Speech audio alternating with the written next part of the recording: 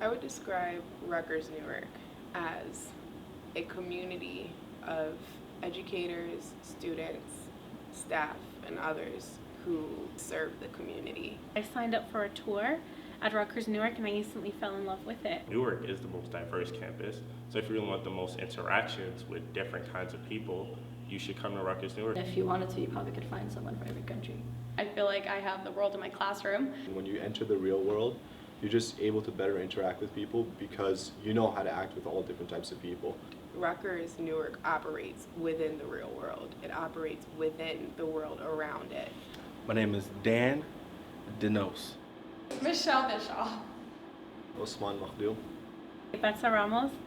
Okay, Dr. Reagan. Sarah Ogla. My name is Valerie Curry. Even though I didn't really grow up around people who had gone to college, it was always a priority for my parents to push me toward that. It was something that they ingrained in me. I'm a first-generation college student. I was not always aspiring to go to college. My parents kind of knocked some sense into my head. In the beginning, they didn't want to go to Rutgers Newark. I actually came to the school on tour, and I actually liked the environment. I've always loved Newark. I've lived here all my life, and I've always kind of been invested in the community and like trying to find ways to make it better. I decided I need to come back home to Newark. I need to come serve my community.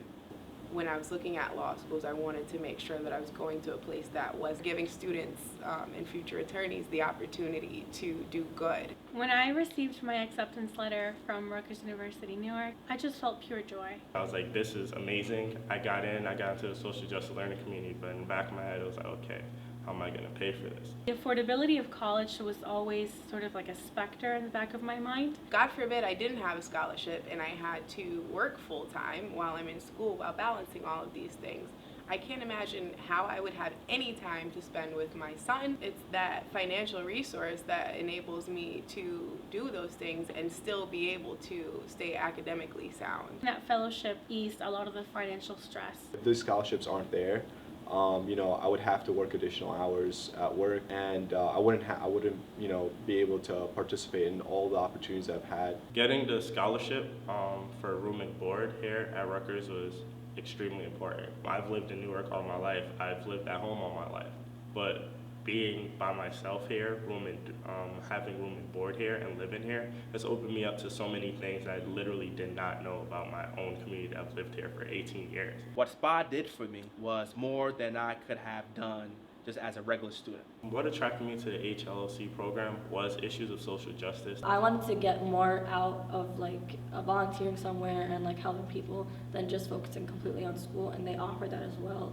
Rutgers was ranked the #3 school in the country for public interest legal work, which I thought was amazing. We have such great professors at Rutgers. We have such, great staff and administration. I saw Dr. Elizabeth Hull, who's in the political science program, speak, and she was so amazing. I chose Rutgers because she was so inspiring. I feel so happy to be taught by people who are so prominent in the literature and the research. Having the first-hand experiences with these professors who are actually doing the work that I want to do makes the biggest difference in the world.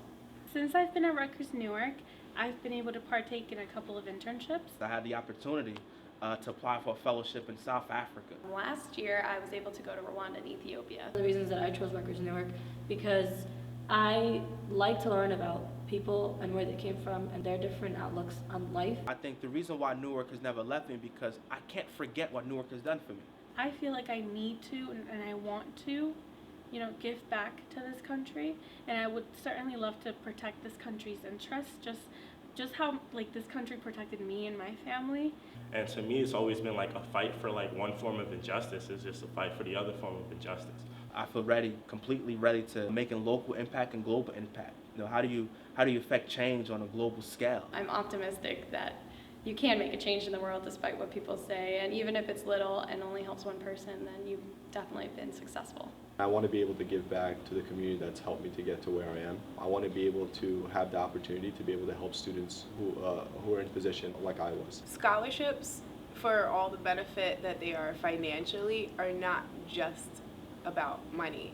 Scholarships are a vote of confidence. And when you are somebody who comes from a disadvantaged background and you're surrounded by people who, in your perspective, have advantages that you've never had, knowing that there's somebody backing you with a scholarship, someone who's rooting for you and investing in you, gives you the kind of psychological boost that tells you constantly that you can do this, that you can make it to graduation, that you can make it far beyond graduation and do great things, that you're not the only one who believes in yourself, but that some kind stranger has looked at your credentials or your background or whatever it is about you that caused you to stand out in their eyes and has decided that they're willing to bet on you. They're willing to invest in your future and in making sure that you get to where you want to be. And that's the most important part about scholarships to me, is that vote of confidence.